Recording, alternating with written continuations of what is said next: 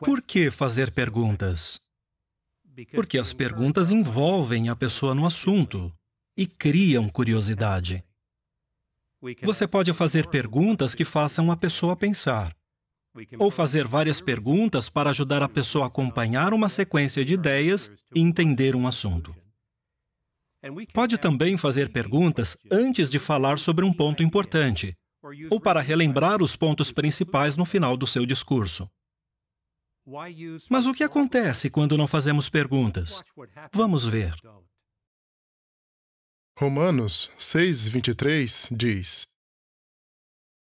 Pois o salário pago pelo pecado é a morte, mas a dádiva que Deus dá é a vida eterna por Cristo Jesus, nosso Senhor. A dádiva do resgate veio de Jeová. Na mesma hora que Adão e Eva pecaram, Jeová providenciou uma solução para o benefício de todos os humanos.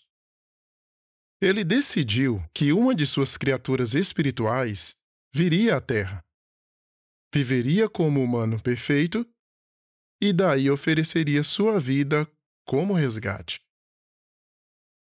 Claro que é mais fácil só explicar um texto, mas fazer perguntas torna mais interessante o que estamos ensinando.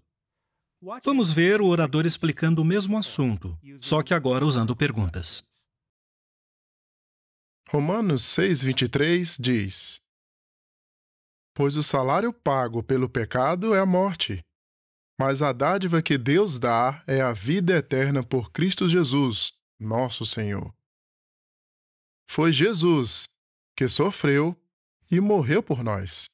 Então, por que esse texto diz que o resgate é uma dádiva que Deus dá? Por que não diz dádiva que Jesus dá? Talvez você se lembre do que está lá em Gênesis. Na mesma hora que Adão e Eva pecaram, Jeová providenciou uma solução para o benefício de todos os humanos. Ele decidiu que uma de suas criaturas espirituais viria à Terra, viveria como humano perfeito e daí ofereceria sua vida como resgate. Mas o resgate é uma dádiva de Deus, também por outro motivo.